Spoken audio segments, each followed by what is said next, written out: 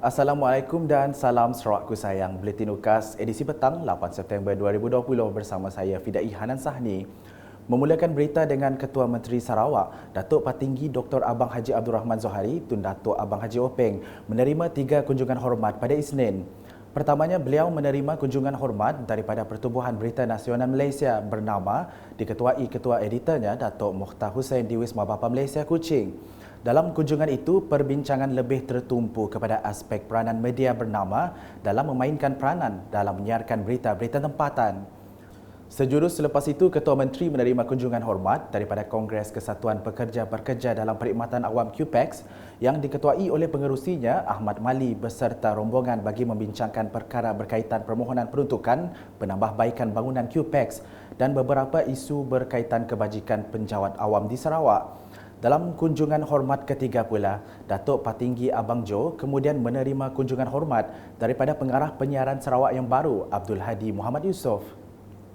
Berikut pula, Setiausaha Kerajaan Negeri Sarawak, Datuk Ahmad Jawil Samiun telah menghadiri mesyuarat Jawatan Kuasa Pantauan Pembangunan Negeri di Mukah pada Isnin.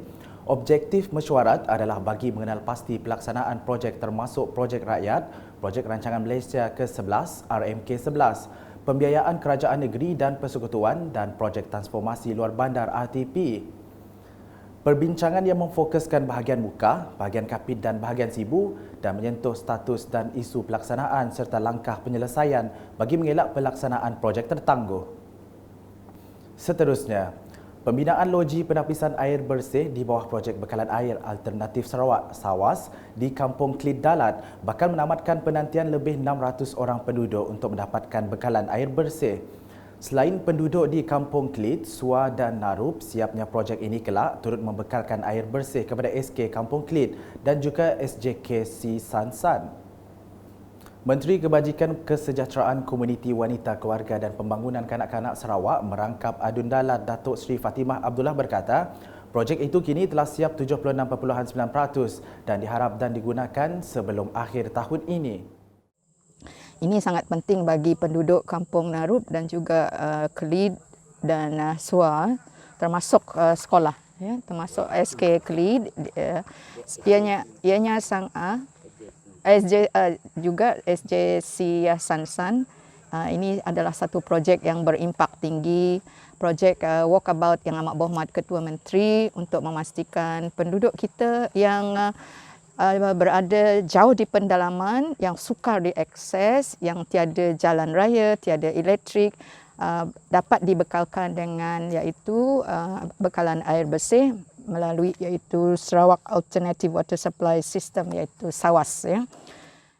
Beliau berkata demikian selepas melakukan tinjauan projek tersebut di Kampung Klit Dalat pada Isnin. Sementara itu, bagi Ketua Kampung Klit Dalat, Kujang Calang, projek tersebut telah lama dinantikan oleh penduduk kampung. Loji ini memang dari dulu sudah kami nak mohon. Nasib juga pertukaran dari GPS yang bagi Tuan Ketua Menteri Sarawak, bukan dari Semenanjung, bukan kerajaan persekutuan, bukan. Ini kerajaan negeri Sarawak yang buat. Berapa puluh tahun dah saya mohon, kerana air ini memang memerlukan air sungai tidak dapat pakai, kena ladang tembus sungai semua, air ladang. Itulah saya senang hati tengok ini buat. Projek pembinaan Sekolah Menengah Kebangsaan SMK Tudan dan Sekolah Kebangsaan SK Tudan Jaya yang kini berada pada peringkat akhir.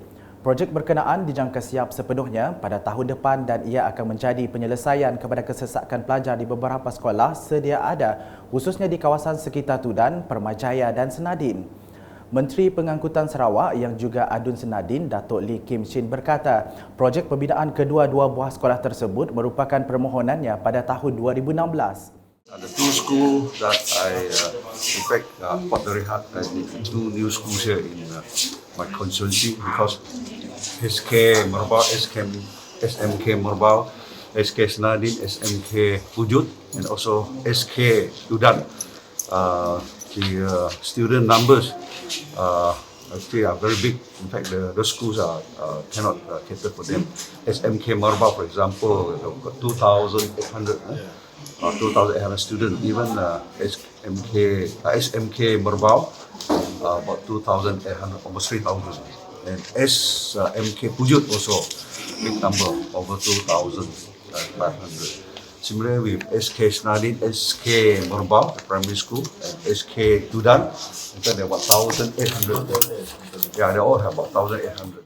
Bercakap semasa ditemui selepas mengadakan tinjauan tapak projek pembinaan SMK Tudan dan SK Tudan Jaya pada Isnin, beliau menambah turut dibina bersama di dalam kawasan sekolah ini ialah sebuah tadika untuk keperluan kanak-kanak prasekolah di kawasan sekitar.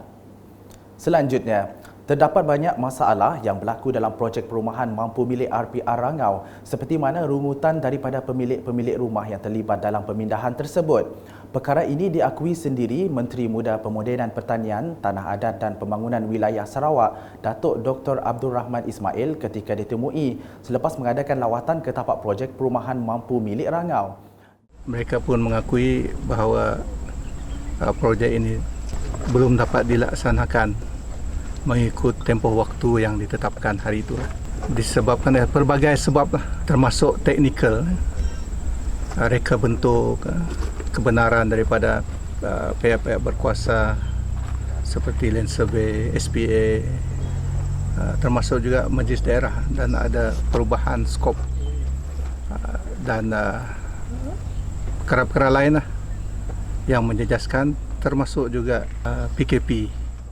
Dalam pada itu, Datuk Dr. Haji Abdul Rahman yang juga Adun Bukit Kota turut menjelaskan akan memindahkan penghuni-penghuni di RPR Rangau ke tempat baru tanpa sebarang bayaran, tetapi bagi mereka yang masih mempunyai hutang dengan bank perlu meneruskan pembayaran hutang tersebut.